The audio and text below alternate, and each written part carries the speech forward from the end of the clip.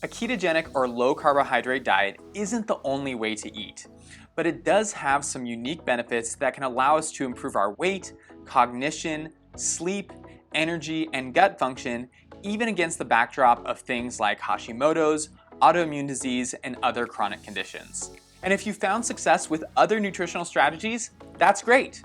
But for those of you who are continuing to struggle, or if you've tried keto and it didn't work, or you find yourself stalling out, then today's video is for you, as we are going to be covering the 5 biggest mistakes people make when they have Hashimoto's and are switching to a ketogenic style of eating.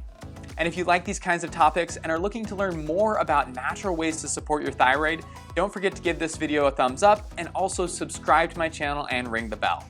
I post videos every single Thursday, and that'll let you know when new videos are available.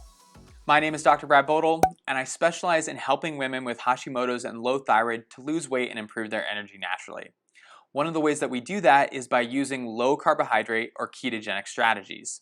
Now, there's a lot of information out there on the ketogenic diet, and sometimes it can feel like information overload. Many times when I start working with a patient, we'll look at their approach and we find that we only need to make a few little tweaks and adjustments to get them back on the path to success. And one of the best ways to do that is by tackling our first biggest mistake, which is eating too much fat. Now, something you'll hear in ketogenic circles are things like keto is a high-fat diet, or you have to eat fat to burn fat. And while those things do have some truth to them, people have taken it to a level that isn't necessarily productive for their health. Yes, when you break things down and specifically look at where you're getting your calories from, a majority is going to come from fat. And there are some people who do much better with a higher fat intake relative to their protein consumption.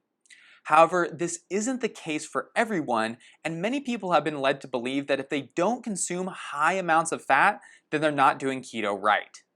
Dietary fat is still a fuel, and when we eat it, our body has to decide whether it wants to use that fuel for energy or store it away for later. So what can happen is if we overconsume fat, it can block our body's ability to tap into our own fat stores, break them down and use them for energy, and instead it will only rely on the fat that we're getting from our dietary sources. So if you're a bodybuilder or a triathlete, sure, use all those keto products that are out there that contain high amounts of fat. That way you can provide yourself enough calories to meet the demand. But if not, you may want to avoid things like adding liquid oils or extra butter to your coffee, especially when you're starting out and especially if you have a significant amount of body fat that you want to lose. My best recommendation here to stay out of trouble and keep things simple is to just eat fats in their whole food form. Enjoy fatty cuts of meats, olives, avocados, and if later on you still feel like you need a little extra boost of calories, that's when you can add some extra butter, ghee, MCT oil, or whatever works best with your system. Our second biggest mistake when going keto is eating foods that you're sensitive to. In general, I find many people in the ketogenic space tend to ignore their body's response to food as long as it meets their preferred macros.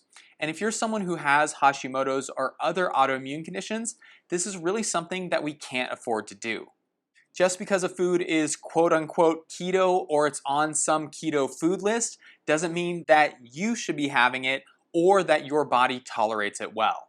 Some of the mainstays of many ketogenic approaches include food items like dairy products such as butter, cream, and whey, nuts, and also eggs. And coincidentally enough, these are also some of the foods that many people with Hashimoto's tend to struggle with.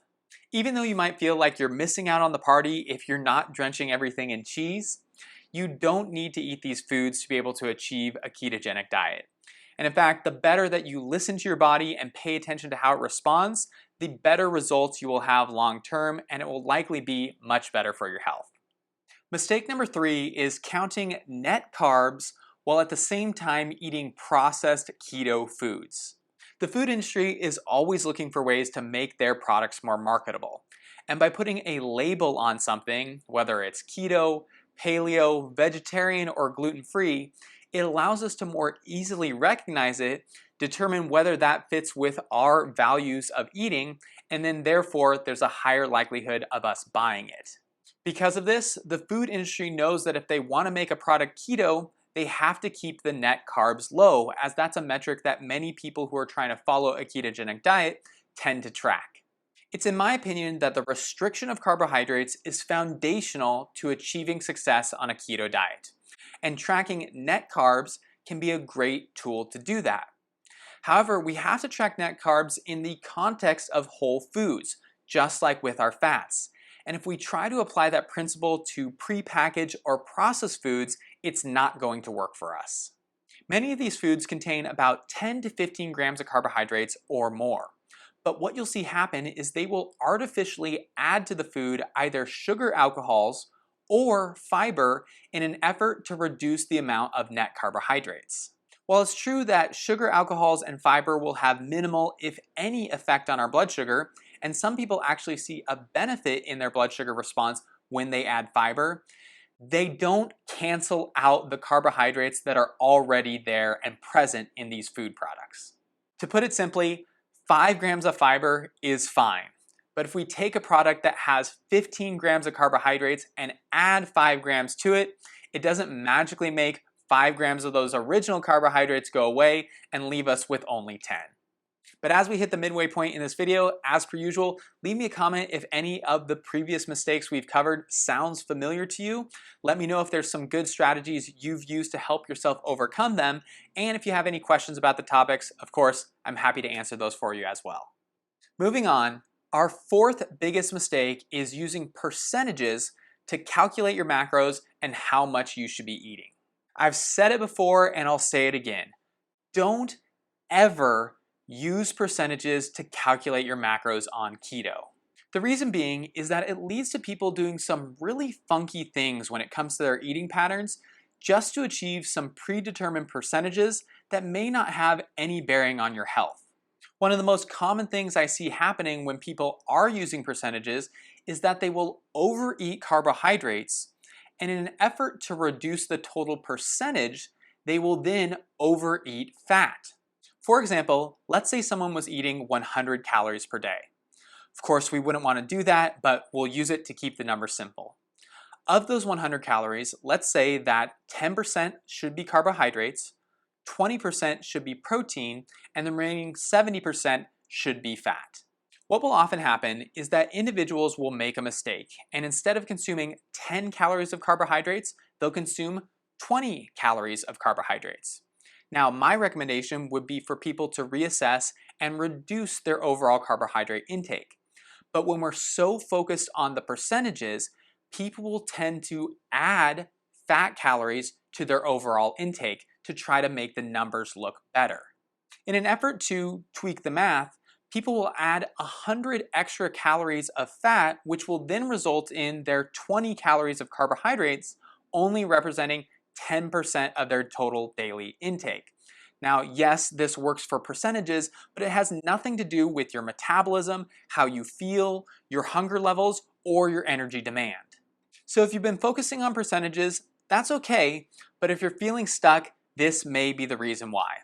I would recommend ditching this old philosophy and instead focusing in on things like the carbohydrate restriction and eating when you're hungry.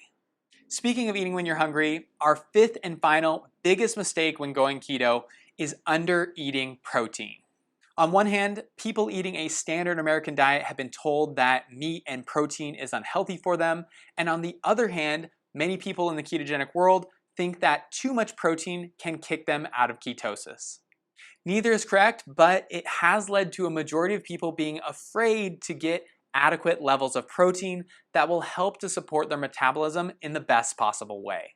Not only does protein help with your metabolism, but it also helps to make the ketogenic diet sustainable.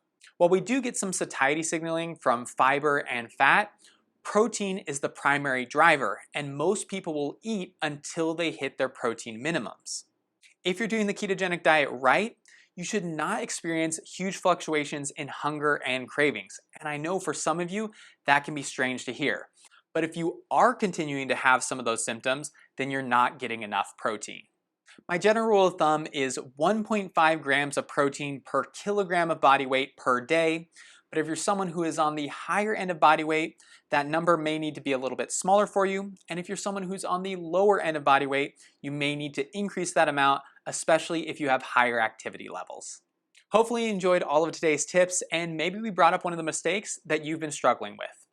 If you want to learn more about this or feel like you need some extra support to be able to achieve your goals when it comes to some of your thyroid symptoms, send me an email at contact@seattlethyroidhelp.com, and that way we can get you signed up for a free consultation to see if we would be a good fit to work together one-on-one.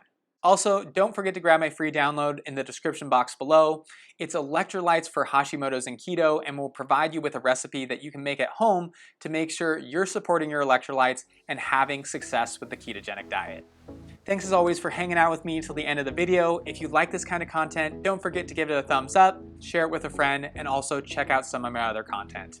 I hope you guys are having an outstanding week. My name is Dr. Brad Bodle, and I'll see you guys next Thursday.